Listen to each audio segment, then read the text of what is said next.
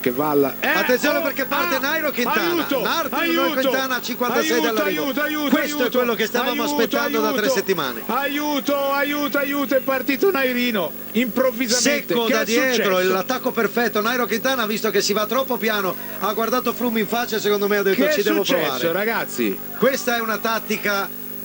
Welcome back to the Cycling Iceberg podcast, everyone. That was commentary on the final mountain stage of the 2015 Tour de France, which was a battle between Nairo Quintana and Chris Froome. The first climb of today's stage in the 2025 Tour de France is the Gol du Glandon. That climb played a central role in the final week of the 2015 Tour de France. The Glandon and the Croix de Fer are pretty much the same climb. The exception is that the Glandon you take a left-hander about 2 to 3 kilometers before the top of the Croix de Fer, and it's slightly lower.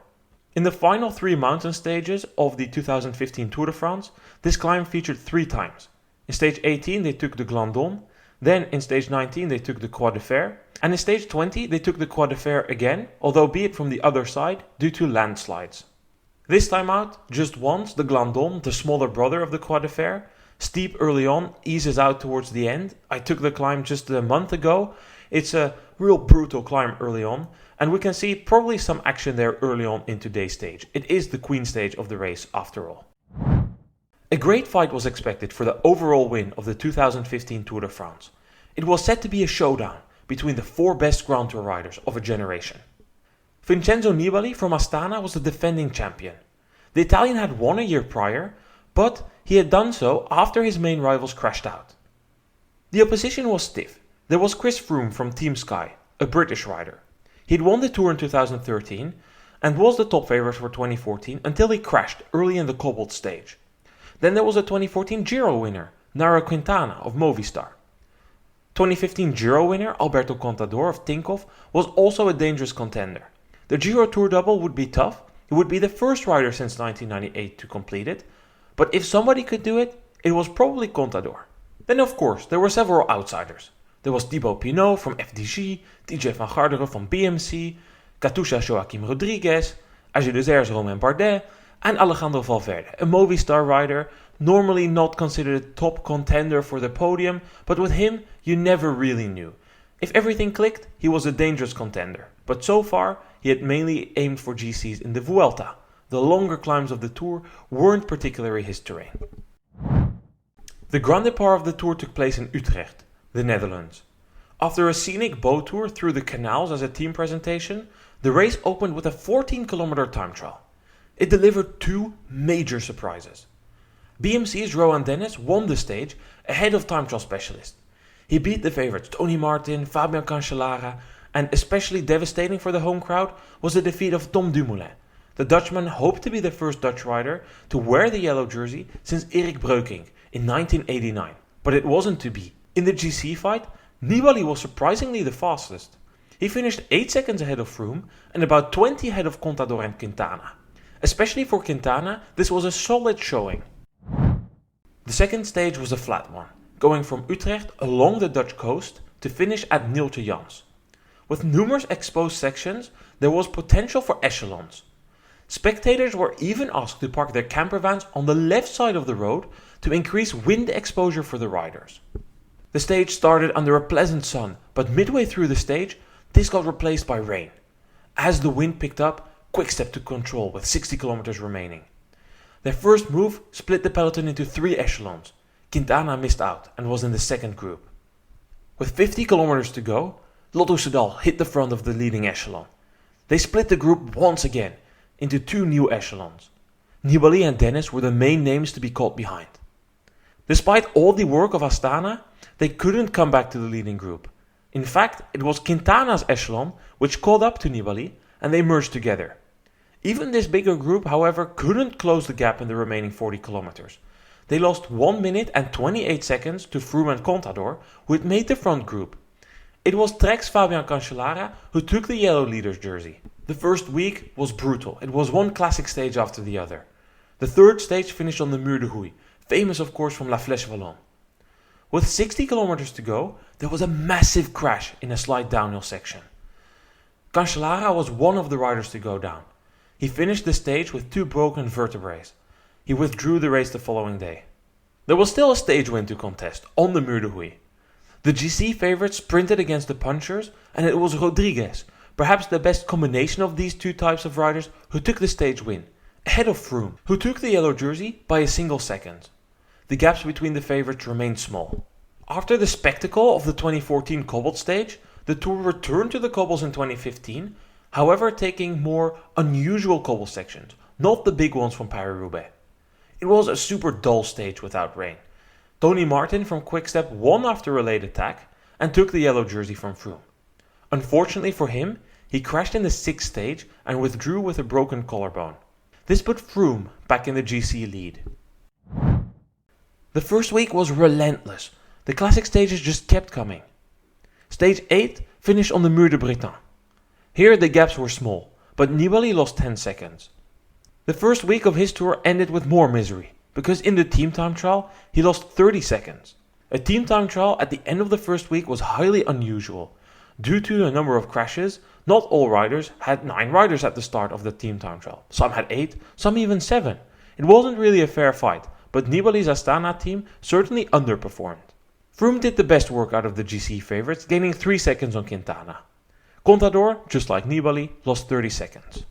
Drawing up the balance after a hectic first week of racing, it was Froome in the yellow jersey. Contador found himself in 5th, a minute down. Quintana was 9th, nearly 2 minutes down already, mainly due to that echelon stage. Nibali, after his good start in the time trial, was 2 minutes and 20 seconds down. It would be a big uphill battle if he wanted to win the Tour from here. After the rest day, the race entered the Pyrenees with a summit finish at La Pierre-Saint-Martin. Movistar set a hard pace on the final climb, dropping Nibali with 10 kilometers to go. Once Movistar ran out of domestiques, Sky took over control. The infamous Sky train dominated the first mountain stage. Contador got dropped with 7 kilometers to go. Shortly after, Richie Porte increased the pace so much that only Quintana could hold on to Froome wheels. However, that was short-lived. Once Froome attacked with 6 kilometers remaining, Quintana also ran out of gas. Froome won the stage by a minute over Porte, who outsprinted Quintana to the line, despite his death pull for Froome. Froome had a firm grip on the Tour. His closest rival was quite surprisingly TJ van Garderen. The American was 2 minutes and 52 seconds down. His main rivals before the race were further behind. Quintana, 3 minutes. Contador, 4. Nibali, 7, pretty much out of contention. Stage 12 to Plateau de Baye saw a number of attacks on Froome's leading position, but he was never in danger. In stage 14 to Mende, Quintana briefly dropped Froome on the steep climb to the airport, but the Brit managed to come back. While Froome was in control, Nibali kept racing offensively. It didn't seem to bother him that he was 8 minutes down in GC. He wanted to attack for the win or at least the podium. After failed moves in stages 12 and 14, he tried his luck again in stage 16 to Gap. This time, the peloton was content to let him go. He gained 30 seconds back. It was almost a painful move for the defending champion. They weren't bothered at all. 8 minutes down, not really up there in GC, whatever. However, all these attacks started to take their toll, because in stage 17, cracks began to occur in the fortress of the mythical Team Sky. The dominant British rich powerhouse team struggled on the penultimate climb, the Col de Alos. Astana set a tremendous pace here, and when Nibali attacked, Froome was immediately isolated. Capitalizing on this opportunity, Quintana decided to counterattack. The yellow jersey was under pressure, but managed to hold the wheel. Porte dropped back from the early break to help him. On the descent, Contador attempted a surprise attack, but he crashed and lost 2 minutes. Earlier in the stage, Van Garderen had also withdrawn due to illness. This left Quintana as the only real challenger to Froome, and the Colombian launched multiple attacks on the final climb to Praloup. However, he couldn't shake Froome off his wheel. This scenario repeated itself in stage 18. Multiple attacks, but Froome always able to follow. The Tour approached its final 2 mountain stages. Stage 19 was chaotic right from the start. Despite being super far down in GC, just 5 kilometers into the stage, Contador and Nibali joined forces to attack on the Col de Chaussy. Poels and Thomas managed to restore the situation for Froome, but the stage tone had been set. Valverde, 3rd in GC, attacked on the Col de la Croix de Fer, with 65 kilometers to go. Froome had only Poels with him when he had a mechanical issue with his derailleur.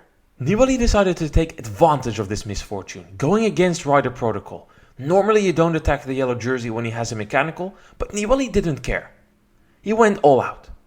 Movistar also made a move. Valverde was instructed to drop back and help Quintana.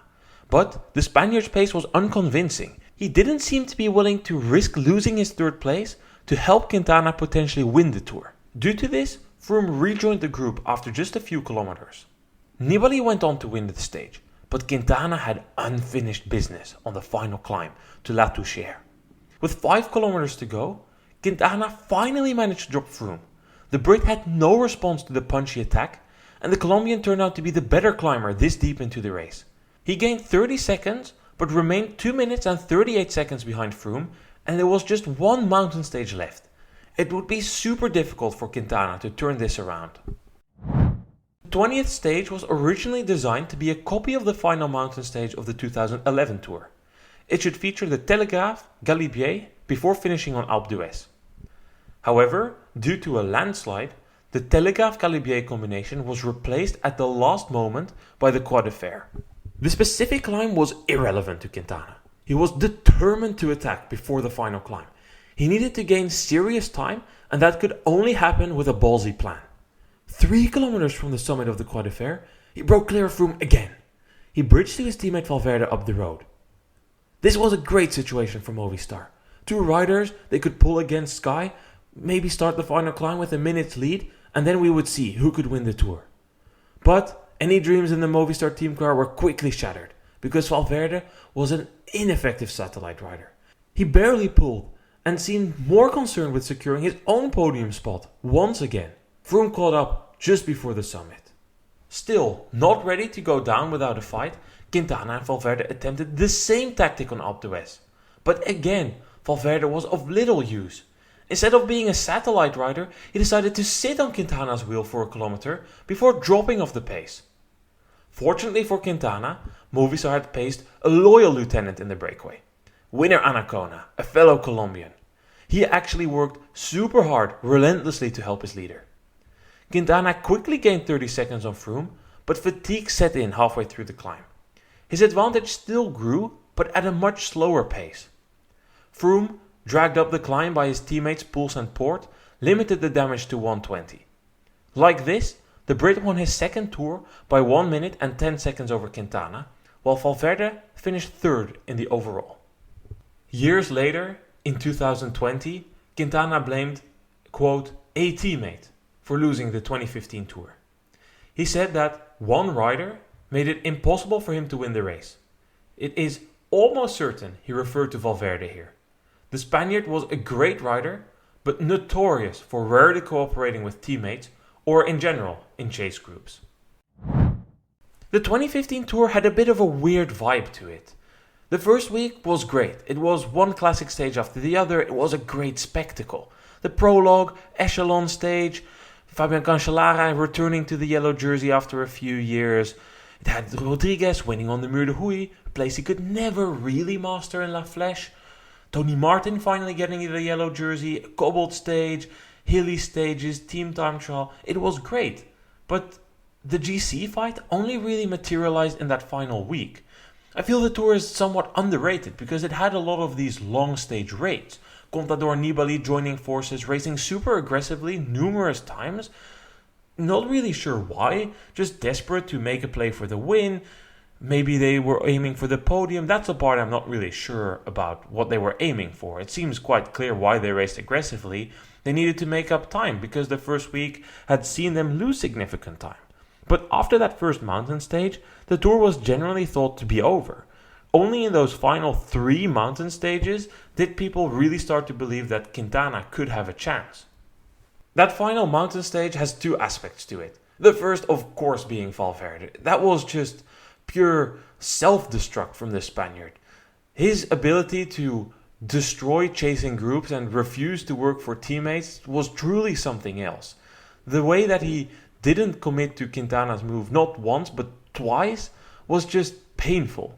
With the active Valverde, Quintana could have come very close to the Tour win. Another thing to consider is what if that final mountain stage had been the Telegraph and Galibier. that would have been significantly more difficult than the Croix de Fer Alpe d'Huez combination. Considering the strength of Quintana, the long climbs, the altitude, that could have also played in his benefit. But the question is, could he have done so with Valverde? I don't know. It's impossible to tell. Would Anacona have made it over the Galibier?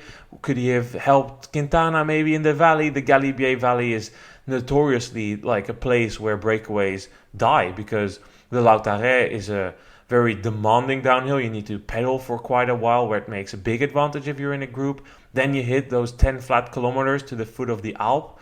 I remember Steven Kruijswijk in 2019. His hope of winning the stage and potentially taking the yellow jersey also died there. So I guess it's impossible to tell what could have happened there, but what is for sure is that Quintana probably wishes that that echelon stage in Zeeland had gone differently. Quintana was a good echelon rider, typically in position, but the one time he missed out, it cost him dearly.